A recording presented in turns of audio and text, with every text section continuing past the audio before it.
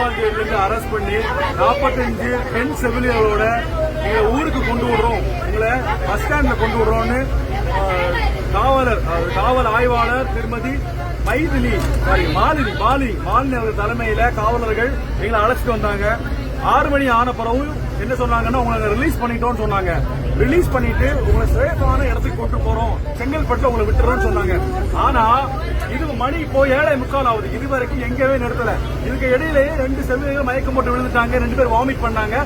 அதுல ஒருத்தர் ஒரு பெண் போலீஸும் வாமிட் பண்ணிருக்காங்க. நாங்க நிக்க சொன்ன பொருள் நிக்காம எங்க போறீங்கன்னு கேட்கறதுக்கும் அதுக்கு பதில் சொல்லாம எங்களை கூட்டிட்டு போயிட்டே இருக்காங்க. 6 மணிக்கு பிறகும் ரிலீஸ் பண்ண பிறகு இவங்க எங்க கடத்திட்டு போறான்றத சொல்லவே இல்லை.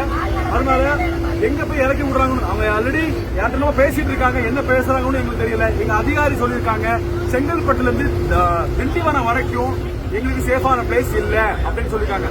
நாங்க அவங்கள சேஃபான பிளேஸ் இல்லைன்னா அந்த லிமிட்ல வர போலீஸ் ஸ்டேஷன் எங்களை இறக்கி விடுவோம்னு சொல்லியிருக்கோம். அதுக்கும் இவங்களுக்கு மனம் இல்லை. அதனால தமிழக அரசுக்கு இவங்க கெட்ட பேரை ஏற்படுத்தி விடுறது இவங்க மட்டும்தான். பொதுமக்களாகி நீங்க இந்த வீடியோ பார்த்துட்டு எல்லாருக்கும் ஷேர் பண்ணுங்க. இந்த காவல்துறை லட்சணம் ஊருக்கே தெரியட்டும். இந்த மாதிரி பெண்களை அடக்கி வச்சுட்டு எங்கெல்லாம கூட்டு போறாங்க, பேர் இடத்துக்கு கூட்டு போறாங்க.